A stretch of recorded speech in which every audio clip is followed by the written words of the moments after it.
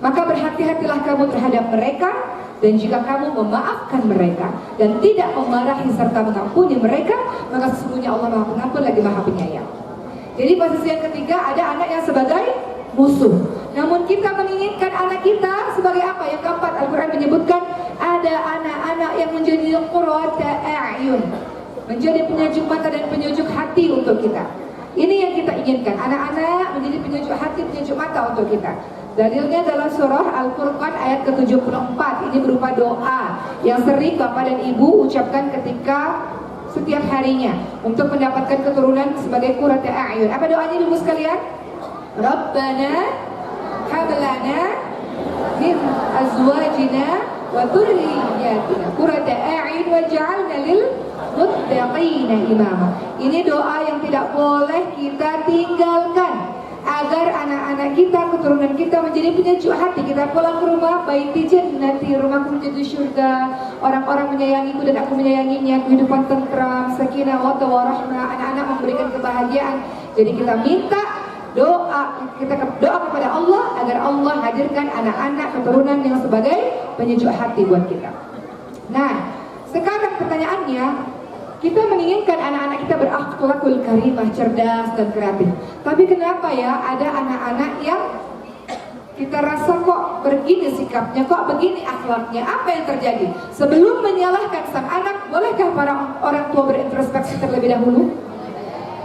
Supaya kita jangan mengatakan anak nakal, anak bandel, anak durhaka, anak kurang ajar. Boleh nggak kita nggak mengucapkan itu? Mungkin ada andil kesalahan kita yang menyebabkan anak-anak kita seperti itu. Bukankah anak-anak kecil, mereka ini anak-anak ini, mereka adalah peniru paling ulung di muka bumi. Mereka meniru apa yang mereka lihat, mereka meniru apa yang mereka dengar. Kadang-kadang ibu-ibu nggak tahu, tiba-tiba anak-anak pulang mengeluarkan kalimat-kalimat baru. Dari mana belajar kata-kata ini? Betul bu? Anak kecil kita, kadang-kadang dia melakukan sebuah perbuatan, dari mana dia ikuti jadi berakhlak seperti ini? Karena dia meniru apa yang dia lihat, meniru apa yang dia dengar, meniru sekitarnya. Maka mungkin saja kalau anak-anak kita nggak berakhlakul karimah, mungkin sebab ada kesalahan kita di situ. Maka mari kita lihat apa sih penyebab anak-anak kita tidak berakhlakul karimah, tidak memiliki akhlak yang baik. Apa penyebabnya? Pertama, mungkin karena orang tuanya sendiri yang jauh daripada agama. Kadang-kadang orang tua sibuk mengajari anak yang lain-lain, lupa bahwa agama adalah fondasi. Orang tua sibuk, oh anak saya harus bisa bahasa Inggris global mendunia. Boleh, bagus. Seorang yang muslim menjelajahi dunia, mensyiarkan ayat-ayat Allah, bagus, Masya Allah. Tapi jangan lupa ada fondasi yang ditanamkan, yaitu apa? Yaitu agama. Ajarkan anak-anak kita Al-Quran sejak kecil, sejak dini. Bapak dan Ibu mohon izin, dikatakan bahwa di Indonesia ini sekitar 60% orang-orang buta huruf Al-Quran, gak bisa baca Al-Quran. Bagaimana mungkin ini bisa terjadi? Indonesia mayoritas Islam, masjid di mana-mana banyak, guru agama di mana-mana banyak. Kenapa ada orang-orang yang tidak bisa baca Quran sampai hari ini? Kenapa orang tua yang tidak mengajari dia sejak kecil? Atau ada orang tua mengatakan anak saya nggak sholat sudah besar. Pertanyaannya, ketika dia kecil, apakah dibiasakan sholat? Apakah sejak kecil dibiasakan pergi ke surau, pergi ke masjid, pergi ke musola atau tidak? Maka kalau ada orang-orang yang berkata kenapa anak saya akhlaknya nggak baik, pertama mungkin orang tuanya jauh daripada agama. Teman-teman sekalian, di zamannya Rasulullah SAW diceritakan dalam sebuah kisah, Rasulullah pada saat itu sedang berada dalam sebuah majelis. Lalu kemudian ada orang-orang yang menyusul, menghampiri majelis tersebut. Ada tiga orang yang datang. Dua orang pertama datang, satu orang kemudian pergi. Satu orang datang, kemudian duduk di depan, fokus menyimak apa yang disampaikan Rasulullah. Satu orang yang datang lagi, yang kedua, itu di belakang gitu ya, nggak terlalu fokus, di belakang saja, malu-malu, sembunyi di belakang. Satu orang dia pergi. Apa kata Rasulullah SAW? Maukah aku beritahukan kepada kalian tentang tiga orang ini? Yang pertama, ia berlindung kepada Allah, dia betul-betul belajar, maka Allah pun melindunginya. Yang kedua, dia malu, belajar agama malu, berada di belakang malu, maka Allah pun malu kepada dirinya. Dan yang ketiga, ia berpaling, maka Allah pun berpaling pada dirinya. Ini diceritakan dalam hadis surat muttafaqun alaih. Artinya teman-teman sekalian, orang-orang yang mau berada dalam majelis ilmu lah yang mendapatkan kebaikan. Yang menjauhi majelis ilmu akan jauh daripada kebaikan. Saat orang tua datang kepada majelis ilmu, di situ akan berbuah kebaikan untuk orang tua itu sendiri dan akan berdampak baik pada anak dan keluarga. Karena untuk mendidik anak, termasuk saya sampai hari ini, kita harus terus belajar bagaimana kata Al-Quran, bagaimana Rasulullah SAW dan para sahabat-sahabatnya mendidik anak-anaknya. Kalau tidak belajar, bagaimana bisa tahu? Maka orang tua yang jauh dari agama mungkin tidak membaca Quran, mungkin tidak membaca apa yang dilakukan oleh Rasulullah SAW, sehingga tidak punya panduan dalam mengajar anak-anaknya. Ibu-ibu sekalian, mohon izin, kita kalau bekerja di satu tempat saja ada trainingnya, betul nggak? Ada magangnya dulu. Orang tua ada magangnya nggak? Enggak. Orang tua ada sekolahnya nggak? Sekarang udah mulai banyak kursus-kursus, tapi dulu ada nggak? Enggak. Kita belajar sambil langsung praktek. Betul ya Bu? Jadi kadang-kadang anak pertama jadi bahan percobaan. Ini salah nih ngedidik anaknya nih, sambil terus belajar. Kalau yang lain itu ada magangnya, ada belajarnya, ada daurahnya, mungkin ada persiapannya. Kalau orang tua, sehingga akibatnya apa? Mungkin anak pertama jadi bahan percobaan kita dalam mendidik anak. Kedua, cara pendidikan orang tua kita menurun kepada anak-anak kita. Kalau pendidikan orang tua baik, alhamdulillah. Kalau misalnya ada sesuatu yang kurang-kurang, itu akan terus-menerus turun-menurun. Maka ketika anak tidak berakhlakul karimah, mungkin orang tuanya jauh daripada agama, tidak belajar sungguh-sungguh, tidak doa sungguh-sungguh kepada Allah Subhanahu wa taala. Padahal banyak doa yang diajarkan oleh Allah untuk anak-anak kita saleh dan salihah.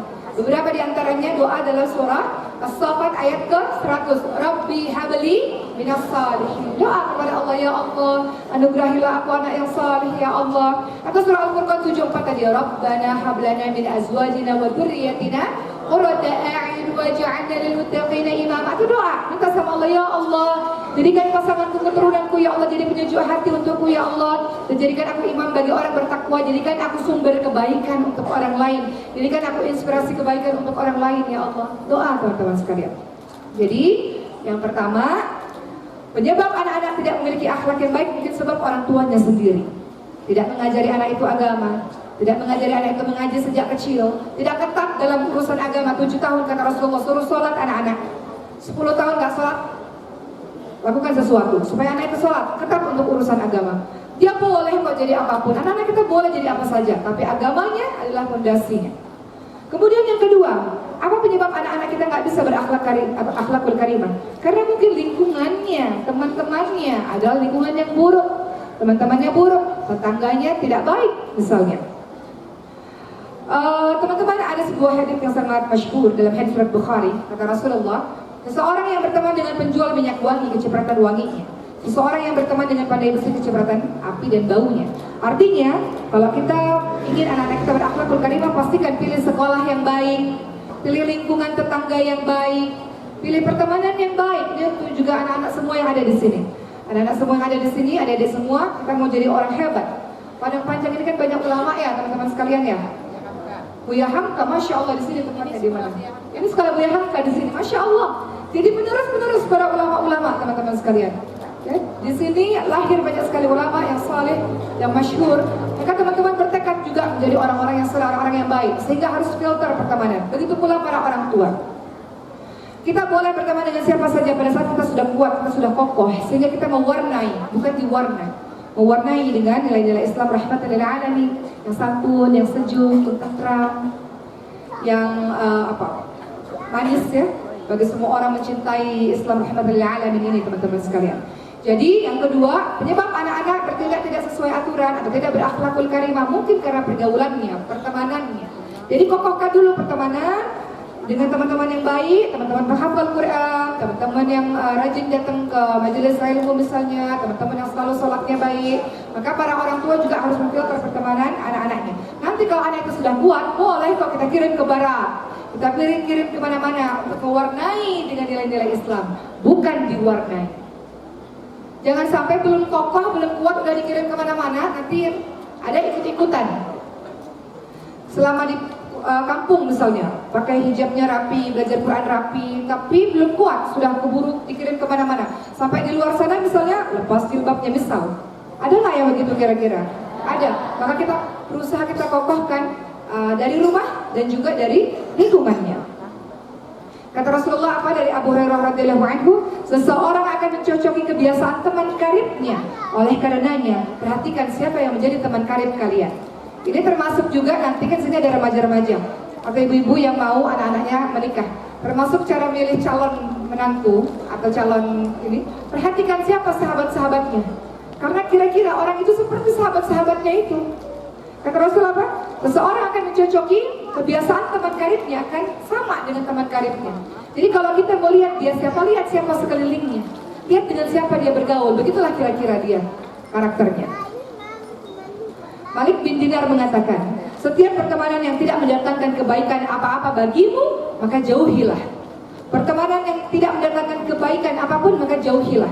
Kita kejar orang-orang yang saleh, orang-orang yang cerdas, orang-orang yang taat kepada Allah Subhanahu wa taala, orang-orang yang maju, orang-orang yang pintar, kita dekati. Nanti kalau kita sudah kuat, kita kokoh, kita boleh berteman dengan siapa saja untuk mendakwahkan, untuk mewarnai dengan nilai-nilai Islam. Ketiga, kenapa ada anak-anak yang nggak bisa bersikap akhlakul karimah, sikapnya tidak baik? Kenapa? Ketiga, karena mungkin ada perlakuan buruk dari orang tua kepadanya. Dalam surah Al-Baqarah ayat 83 dikatakan, A'udzubillahi minasyaitonirrajim, wa qulu lin-nasi husna, serta ucapkanlah kata-kata yang baik kepada manusia. Ini kepada manusia, apalagi kepada anak-anak kita sendiri. Kita diminta mengucapkan kalimat-kalimat yang baik kepada anak-anak kita. Maka nggak boleh orang tua mengucapkan kalimat-kalimat negatif seperti yang tadi saya katakan, anak nakal, anak bodoh, itu nggak boleh keluar dari lisannya orang tua, karena bisa saja itu menjadi doa untuknya. Setiap perkataan orang tua ini doa, ini hati-hati wahai para orang tua, sehingga apapun yang dilakukan anak-anak kita nggak boleh, tidak boleh kita melabelkan dia dengan kalimat-kalimat negatif. Anak nakal tidak boleh, anak saleh, anak baik, anak santun. Nggak boleh kita mengucapkan kalimat-kalimat negatif, karena bisa saja dia akan berpikir, oh iya, orang tua saya mengatakan saya bodoh, kalau begitu saya memang bodoh. Ya udah, saya nggak usah belajar karena saya memang bodoh. Dan dia betul-betul menjadi tidak pandai karena lisan kita. Anak nakal, anak kamu anak nakal. Kemudian anak kita berpikir, iya, memang saya anak nakal. Orang tua saya mengatakan saya nakal. Ya udah, memang saya nakal. Akhirnya dia mengira dirinya memang nakal, dia berbuat nakal besar. Padahal itu disebabkan karena lisan dari orang tua. Kisah ini masyhur, saya sering sekali menceritakan kisah ini teman-teman sekalian. Ada seorang ibu yang memasak masakan yang sangat banyak untuk para tamu. Namanya masak itu melelahkan, betul ya, karena persiapannya panjang. Lalu setelah jadi masakan itu, anak tersebut, anak laki-laki yang masih kecil ini, menaburkan pasir ke seluruh makanan ibunya. Kalau ibu-ibu jadi ibu itu, apa yang ibu lakukan? Apa yang ibu lakukan?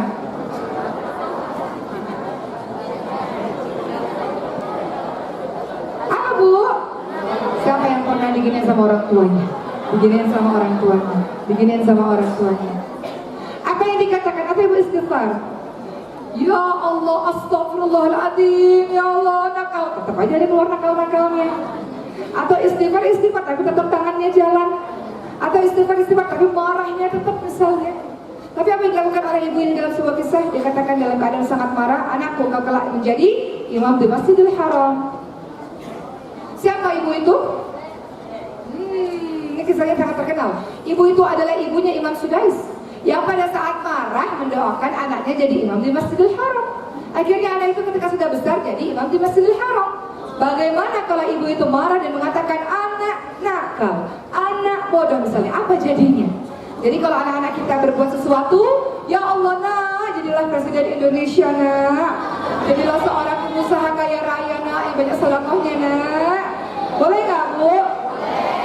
Jadilah seorang pedagang hebat, pengusaha besar nak, bangun kota kita nanti nak, jadi kota yang baldatun thayyibatun wa rabbul ghafur. Dalam keadaan marah, memuji-muji, marah tapi ada doa yang terselip di dalam lisan. Bisa nggak kira-kira bu? La haula wala quwwata illa billah. Kita minta sama Allah, pada saat kita marah, kita bisa mengucapkan kalimat-kalimat yang baik. Apa kata Allah dalam surah Ali Imran ayat 159, teman-teman sekalian? A'udzubillahi minasyaitonirrajim. Fabima rahmatin minallahi linta lahum wa lakum tafaddan waliyadul qalbi lam taddu min hawlik. Maka disebabkan rahmat Allah, kamu berlaku lemah lembut terhadap mereka. Sekiranya kamu bersikap keras, lagi berhati kasar, tentulah mereka akan menjauhkan diri dari sekelilingmu. Jadi kenapa ya anak saya bersikap seperti ini? Mungkin karena perlakuan buruk orang tuanya, dari lisan orang tuanya, atau mungkin dari perbuatan orang tuanya. Kan anak-anak meniru apa yang dilakukan orang tuanya. Oh, orang tua saya aja begitu, jadi saya boleh melakukannya kepada yang lain, misalnya. Begitu teman-teman sekalian. Yang keempat, ini hati-hati nih adik-adik semua, yang menyebabkan kita berakhlak tidak baik. Apa itu? Tayangan film, video-video tentang kekerasan dan pornografi. Nggak boleh dilihat. Jangan. Kita mau jadi orang yang hebat, kita mau jadi orang yang cerdas, kita mau jadi orang yang alim, maka pastikan kita filter. Nggak boleh menonton. Adik-adik ya, adik-adik sekalian, saya banyak adik-adik nih. Hati-hati, kita pilih mana yang mau kita tonton. Kalau tiba-tiba ada, jangan nonton teman-teman sekalian. Untuk ibu-ibu juga pastikan bahwa anak-anak kita punya gadget. Dia punya gadget, dia bisa ngapain aja dengan gadgetnya.